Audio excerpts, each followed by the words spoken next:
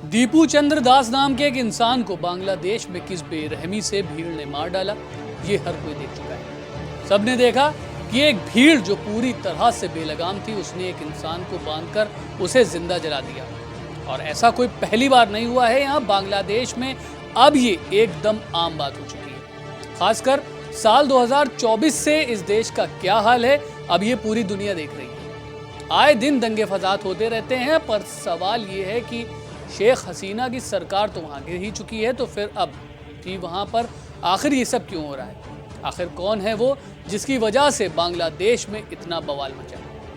नमस्कार, आप देख रहे हैं एबीसी न्यूज और मैं हूं आपके साथ फैजल हाशमी। आज की हमारी इस रिपोर्ट में हम बांग्लादेश में हुए बवाल के पीछे की कुछ असल वजहों पर नजर डालेंगे और हम ये जानेंगे कि क्या बांग्लादेश का ये बवाल भारत और बांग्लादेश के बॉर्डर तक भी बढ़ सकता है या फिर नहीं। चलिए शुरू करें।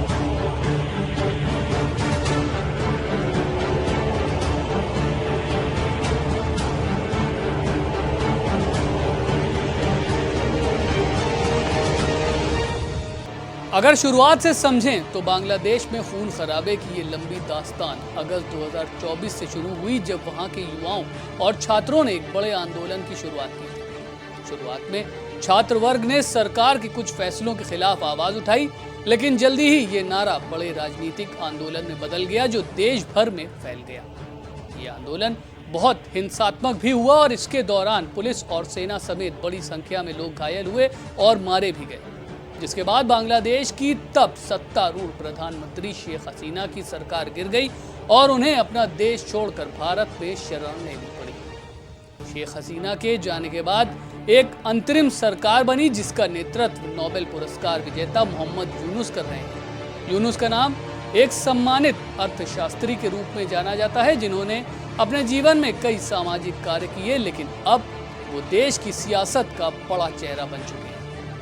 बांग्लादेश के अंदर चुनाव की तैयारियां शुरू कर दी गई थी ताकि जल्द ही उनके देश में लोकतांत्रिक चुनाव हो सके, लेकिन अब हालात उसमें भी सुधरते नहीं दिख रहे। बांग्लादेश की राजनीति और सड़कों पर हालात उस समय से बिगड़े जब उस्मान हादी नाम के एक युवा नेता की हत्या कर दी गई। उस्मान हादी वो नेता था जिसे 2026 के 12 फरवरी को होने वाले चुनाव में एक अहम उम्मीदवार माना जा रहा था।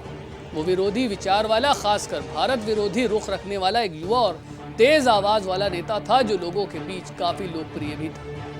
इसी वजह से वो चुनाव की दौड़ में एक बड़ा चेहरा माना जा रहा था जो यूनुस सरकार के सामने चुनौती पेश कर सकता था। इसलिए कुछ रिपोर्ट्स में तो ये तक दावा किया जा रहा है कि हादी की मौत के पीछे कहीं ना कहीं मोहम्मद यूनुस का भी हाथ हो सकता है, क्योंकि अगर हादी चुनाव जीत जाता तो इससे यूनुस की सत्ता खतरे में पड़ सकती थी। हालांकि आपको बता दें कि इस बात की अभी कोई भी पूरी तरह से पुष्टि नहीं की जा सकती। ये फिलहाल के लिए तो सिर्फ एक परिकल्पना ही है।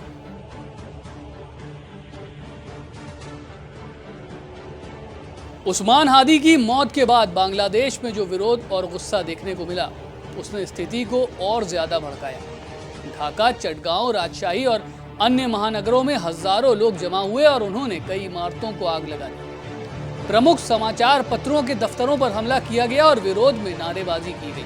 कुछ स्थानों पर प्रदर्शनकारियों ने भारत के खिलाफ भी नारे लगाए और भारतीय दूतावास के कुछ हिस्सों को निशाना बनाया, जिससे अब भारत बांग्लादेश के रिश्तों में काफी ज्यादा तनाव बढ़ गया है। इन घटनाओं, विरोध प्रदर्शन और बढ़ते भारत विरोधी नारेबाजियों के कारण दोनों पड़ोसी देशों की सीमाओं पर भी तनाव की स्थिति बनी हुई है। भारत ने बांग्लादेश में स्थिति को लेकर अपनी चिंता व्यक्त की है और यहां तक कि कुछ जगहों पर चिट्टागांव में वीजा संचालन को अस्थायी रूप से बंद भी करना पड़ गया है। इससे ये संकेत मिलता है कि दोनों देशों के रिश्तों पर फिलहाल दबाव बना हुआ है और बॉर्डर के करीब के इलाकों में सुरक्षा बढ़ा दी गई है। इस बीच शेख हसीना जो अब बांग्लादेश से बाहर हैं, उन्होंने भी खुलकर आरोप लगाया है कि वर्तमान सरकार यानी यूनुस के नेतृत्व वाली अंतरिम सरकार हिंसा को रोकने में नाकाम रही है और अल्पसंख्यकों की रक्षा नहीं कर पा रही है। शेख हसीना का ऐसा कहना है कि उनके देश में अराजकता बढ़ी है और इस हिंसा के लिए वही यूनुस की सरकार जिम्मेदार है, क्योंकि अगर हादी चुनाव जीत जाता तो यूनुस की सरकार समाप्त हो जाती और देश में स्थिरता बनी रहती। शेख हसीना का ये बयान राजनीतिक आरोप प्रत्यारोप की जटिलता को और भी स्पष्ट रूप दे रहा है।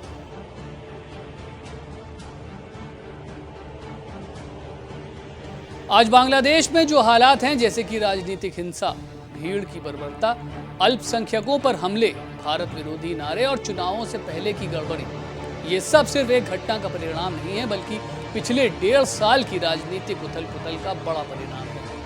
अगर इन मुद्दों पर जल्दी ही कोई ठोस कदम नहीं उठाए गए तो ये बवाल सिर्फ बांग्लादेश के अंदर तक ही सीमित नहीं रहेगा, बल्कि भारत बांग्लादेश बॉर्डर तक भी असर डाल सकता है। साथ ही अंतर्राष्ट्रीय समुदायों की नजरें भी अब बांग्लादेश पर टिकी हुई हैं। इसलिए अब ये जरूरी है कि वहां की सरकार, विपक्ष और संस्थाएं मिलकर हालात को काबू में जल्द से जल्द लेकर आएं, वरना ये संकट पूरे दक्षिण एशिया की स्थिरता के लिए भी खतरा बन सकता है। इस रिपोर्ट में फिलहाल इतना ही। आप बने रहिए हमारे साथ और देखते रहिए ABC न्यूज़।